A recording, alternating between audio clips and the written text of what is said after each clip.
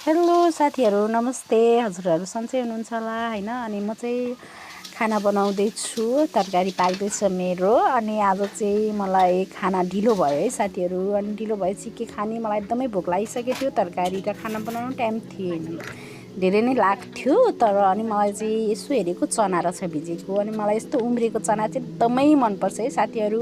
हजुरहरूलाई मनपर्छ कि नै? अनि त्यसपछि मैले चाहिँ यसलाई साँधेर खाने निर्णय गरेँ र हेर्नुहोस् मैले यसमा गाजर, टमाटर, प्याज अनि साँधेर खाने प्रयास गरेर म कट गर्दैछु है। हेर्नु, अनि त्यसपछि कागती, एकदमै मलाई कागती धेरै नै मनपर्छ। यो यहाँ भएको सबै कुराहरू मलाई मनपर्ने साँधेर खान लागेछु। अनि त्यसपछि तरकारी पनि चलाउँदैछु यतातिर।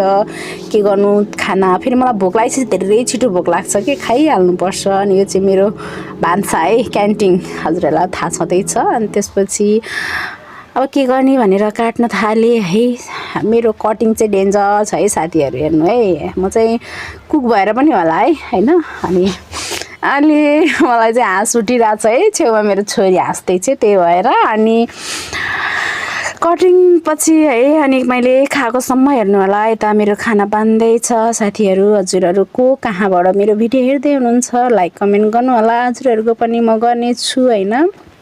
अनि हेर्नु, साँधे मैले सबै काटेर हालेँ, किनभने चना बराबरी चटपटी टाइपको है साथीहरू, एकदमै मिठो हुन्छ। हजुरहरू पनि खानु होला।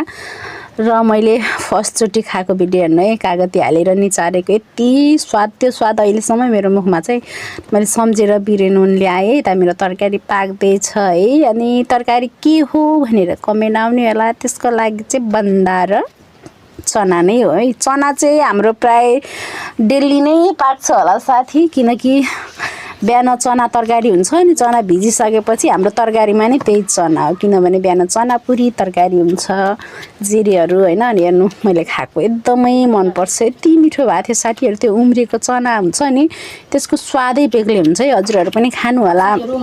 भन्दै मैले चाहिँ यो चना खाइसकेपछि भात एकैचोटि 3 बजे खाएको है, किनभने यो भोकै लाग्दैन कि यो खाएपछि। एकदमै मिठो है, आफ्नो सेहतको लागि पनि राम्रो। अनि मेरो चाहिँ क्यान्टिन छ, म चाहिँ क्यान्टिनको खानेकुराहरू धेरै खाँदिनँ, जस्तै कि मोमो, चाउमिनहरू, यस्तो